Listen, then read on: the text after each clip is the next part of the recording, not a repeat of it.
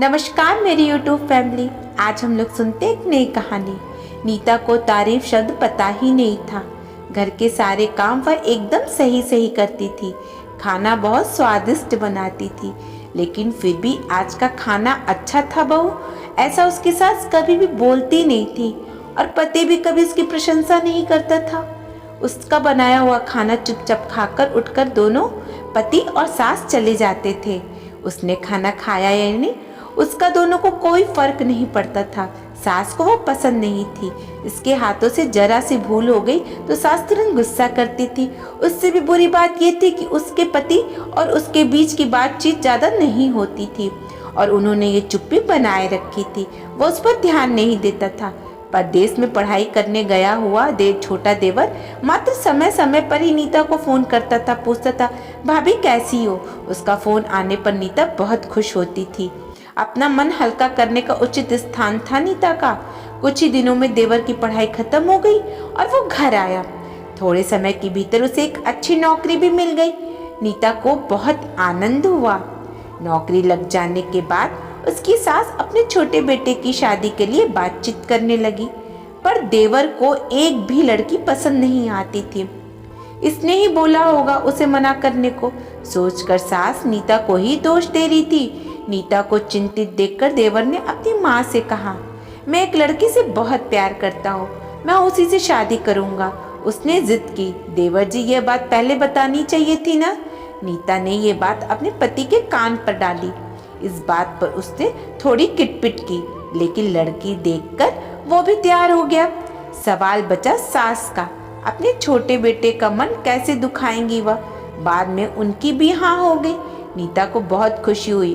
उसे लगा एक अच्छी सहेली आ जाएगी, अब साथ देने के लिए, दिल के राज बताने के लिए। पर कैसी होगी छोटी देवरानी, रस बस जाएगी और हमारे साथ और इस घर में, या वह एक अलग दुनिया बसाने पर जोर देगी देवर जी को। इस विचार से थोड़ा टेंशन में आ गई नीता।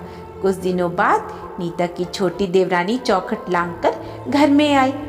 देवरानी ने घर में ही आते सारे घर की जिम्मेदारी अपने हाथों में ले ली।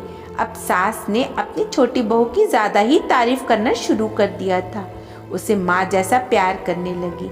यह देखकर नीता की आंखों में आंसू आ जाते। वो सोचती, मैं भी तो यही काम करती थी, फिर मेरे साथ ही ऐसा क्यों बर्ताव। अब थोड़े दिनों बाद छोटी देवरानी पूरे घर में राज करेगी और फिर मेरी जगह वहाँ कोने में होगी। अपने विचारों में खो गई नीता। नीता के भाव समझने पर छोटी देवरानी नीता के हाथ अपना हाथ में लेकर बोली, दीदी मुझे सब पता है, मुझे अपनी छोटी बहन समझिए, देखना बहुत जल्दी सब कुछ ठीक हो जाएगा।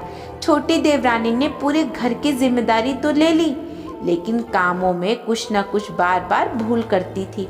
फिर भी देवरानी नीता के पास जाती और मदद मांगती। ऐसा रोज ही होने लगा। यह देखकर सास लेकिन गुस्सा हो गई। मेरे रहते हुए वह छोटी बहू बड़ी बहू को क्यों पूछती रहती है। फिर सास भी रसोई में घर में आकर चार काम शुरू करने लगी।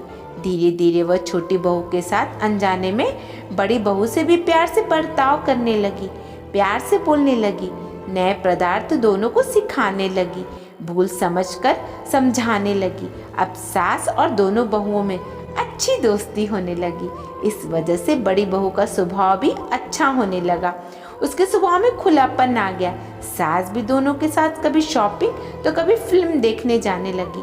वो अपनी दोनों बहुओं को समान प्यार करने लगी थी। इसी वजह से घर का माहौल हंसता खेलता हो गया। इसके अलावा अपने भाई और उसकी पत्नी की बॉन्डिंग देखकर नीता का पति भी उसके साथ अच्छा व्यवहार करने लगा। यह देखकर छोटी बहू बहुत खुश हो गई। दीदी, घर पर पहले आपका ही हक था, ऐसा बोलकर छोटी बहू ने पूरे घर की जिम्मेदारी अपनी जेठानी को दे दी। साल भर में नीता के देवर को अच्छे वेतन और बड़ी पोस्ट पर स्थानांतरित किया गया। अब छोटी देवरानी भी अपने पति के साथ परदेश जाएगी और मैं फिर अकेले रह जाऊंगी। इतना ही नहीं, इतने सालों बाद सास का व्यवहार जो इतने सालों बाद बदल गया था, वो फिर से वही हो गया तो। इस विचार से नीता डर गई। देवरानी की नीता को इतनी आदत हो गई थी कि उसके बिना घर काटने को दौड़ेगा। देवरानी के आ जाने से घर का माहौल बदल गया था। वह थी ही ऐसी खुश मिजाज और ऊर्जावान, जैसा कि नाम से पता चलता है, यहाँ देवरानी की हालत भी कुछ अलग नहीं थी। उसे दुख हुआ कि यदि यहाँ रहना पड़ा तो उसे अपने पति से दूर रहना पड़ेगा। नीता के देवर के जाने की गड़बड़ और देवरानी मात्र टेस होने के कारण नीता सोच में पड़ी। अंत में उसने देवरानी को पूछा तो देवरानी ने जवाब दिया कि दीदी, मैं सारा दिन नए स्थान पर अकेली रहूंगी, उससे अच्छा मैं यहीं हूँ। आपके देवर को बोला है, मैंने शनिवार और रविवार की छुट्टियों में आप ही यहाँ आ जाया करें, मैं भी उनके साथ जाया करूँगी, बीच बीच में थोड़ा बदलाव के लिए। उस पर वह बोलते हैं कि 6 महीने में वापस यहीं बदली कर लूँगा मैं। अपने पति की नकल करके देवरानी बोली और छोटी देवरानी भी हंसने लगी। अपनी आंखों के आंसू पोंछते हुए नीता बोली, छोटी, ये दिन वापस नहीं आने वाले, जाओ तुम अपने पति के साथ, उनके साथ भी तो कोई होना चाहिए ना। दीदी, आपने मुझे बड़ी बहन का प्यार दिया है, वैसे ही भैया के रूप में एक बड़े भैया मिले। यह भरा हुआ संसार छोड़कर मैं कैसे जाऊं? वहाँ अकेले का मन नहीं लगेगा। 6 महीने को तो सवाल है और वो आते रहेंगे यहाँ पर। यह सुनकर नीता ने अपनी देवरानी को खुश होकर गले लगाया। तभी देवरानी नीता को बोली, अपने पति के साथ एक अलग जीवन में समय नहीं लगता, अपनों में रहकर पति की प्रतीक्षा में ही आनंद है। दोस्तों, कितनी सीख वाली कहानी है, हर किसी को सीखना चाहिए। दोस्तों, 2 अलग अलग घर और ससुराल से आने वाली यह लड़कियां अपने नए घर के लिए सब कुछ करती हैं।